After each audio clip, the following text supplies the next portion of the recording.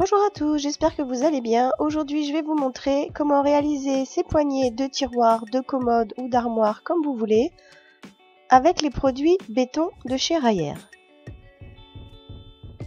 Alors aujourd'hui, je vais vous expliquer comment tout simplement les réaliser et on verra dans une prochaine vidéo comment pouvoir les customiser. Pour réaliser ce tutoriel, on aura besoin du kit pour les poignées. Donc vous avez à l'intérieur des petits blocs rectangulaires percés au milieu avec une grande vis et un écrou qui vous permettra ensuite de fixer votre poignée. Il vous faut bien évidemment le moule ainsi que le béton. Donc le béton se présente comme ceci, c'est une poudre toute fine. Il va falloir donc réaliser le béton tout simplement en suivant les instructions. Vous allez prendre une dosette. Normalement, il faut une dose d'eau pour 5 doses de béton.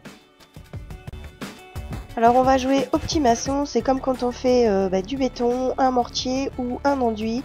On vient mélanger la poudre avec l'eau, donc vous mélangez au fur et à mesure que l'on ajoute la poudre béton.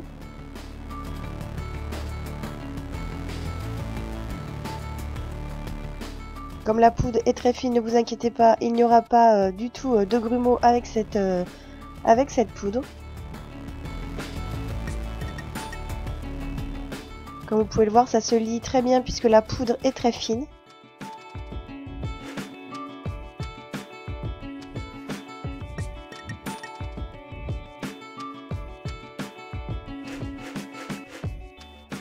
Et une fois donc on a bien mélangé notre béton, on va venir tapoter sous notre bol, sous notre récipient, pour chasser les bulles. Comme on fait pour la résine, vous faites exactement la même chose. Vous laissez reposer un tout petit peu votre béton et vous tapotez, vous tapotez, vous tapotez jusqu'à ce que les bulles disparaissent.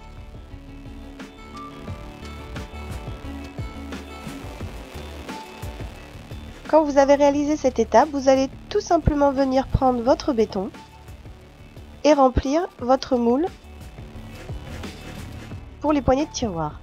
Donc sur le moule, vous avez la possibilité de faire des poignées en forme de cœur, vous avez des poignées en forme de bouton ou des poignées en forme de rose. Donc là, je vais venir remplir au niveau du moule, au niveau de la rose. Donc si vous avez un récipient pour mélanger avec un bec verseur, c'est assez pratique, mais comme vous pouvez le voir avec la dosette, on s'en sort très bien. Donc tout simplement, vous remplissez votre moule.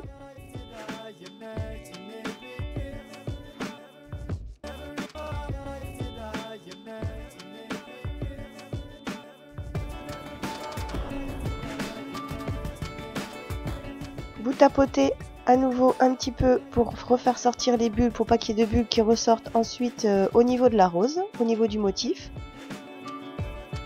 Vous vérifiez bien qu'il n'y ait plus de bulles à l'intérieur.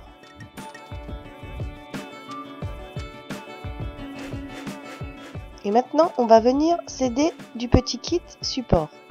Donc la grande languette que vous voyez en forme de rectangle blanche dans lequel j'ai inséré la vis, elle va servir à pouvoir placer justement la vis dans le béton, qui sera pris une fois que le béton aura durci. Donc le petit écrou là, juste je vous montre, c'est simplement, il vous permettra ensuite de bloquer votre poignée de tiroir. Et donc il va falloir venir régler cette vis par rapport au petit support blanc, au niveau de la longueur, pour pouvoir l'insérer ensuite comme ceci dans le béton. Donc vous réglez pour qu'il soit bien inséré au centre du béton. Vous posez votre languette sur le moule, vous centrez bien votre vis, puis vous n'avez plus qu'à laisser sécher pendant au moins 24 heures votre béton.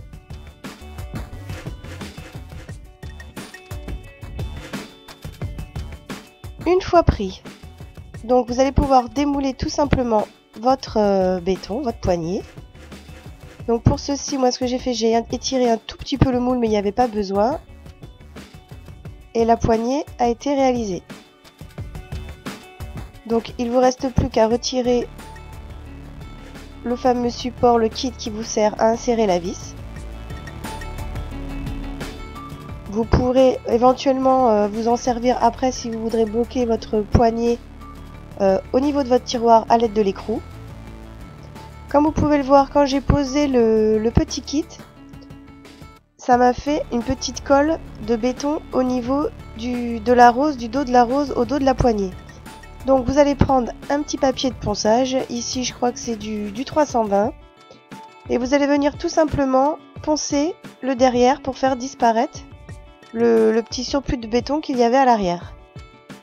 Et vous pouvez aussi, si vous le souhaitez, un tout petit peu poncer les bords pour enlever des petites aspérités, mais bon, il n'y en avait pas tellement grâce au moule. Donc voilà, là je vous remonte, vous pouvez utiliser par exemple utiliser la languette pour votre tiroir si vous le souhaitez, pour bloquer l'écrou.